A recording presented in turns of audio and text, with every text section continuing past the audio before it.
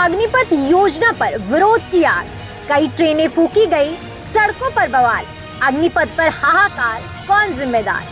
धू-धू कर जलती ये ट्रेनें बता रही हैं कि अग्निपथ योजना पर विरोध की आग किस कदर भड़क चुकी है।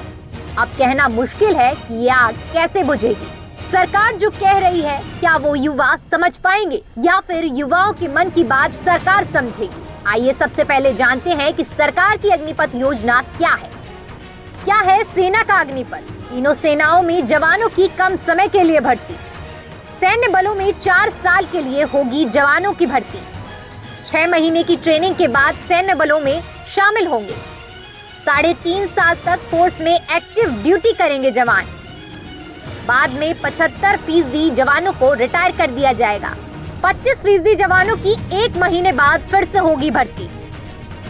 अग्निपथ योजना के ऐलान के बाद सिर्फ 3 दिनों में जिस तरह की विरोध की आग भड़की है, उसे देखकर ये तो कतई नहीं लगता कि युवाओं का गुस्सा अपने आप शांत हो जाएगा। आज चौथे दिन विरोध की शुरुआत सुबह सुबह बिहार के जहानाबाद से हो गई। आइए समझते हैं कि सेना की अग्निपथ का विरोध क्यों हो रहा है। सेना के अग्निपथ का विरोध क्यों? सिर्फ 4 साल सर्विसेज से समर्पण भाव नहीं होगा। सीमित सर्विसेज से मुश्किल अभियान में शामिल नहीं हो पाएंगे। 4 साल नौकरी के बाद क्या होगा, युवाओं में संशय। सालों से तैयारी कर रहे युवाओं के मन में संदेह है।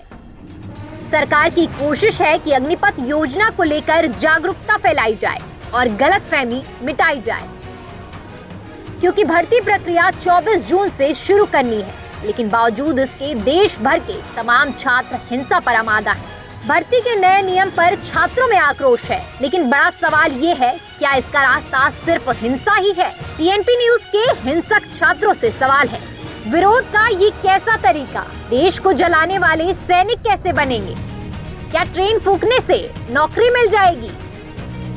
क्या दंगा करने से फौजी बन जाओगे? गुस्से की आग में 100 करोड़ स्वाहा, जिम्मेदार कौन? गुस्सा सरकार से तो नुकसान राष्ट्र का क्यों?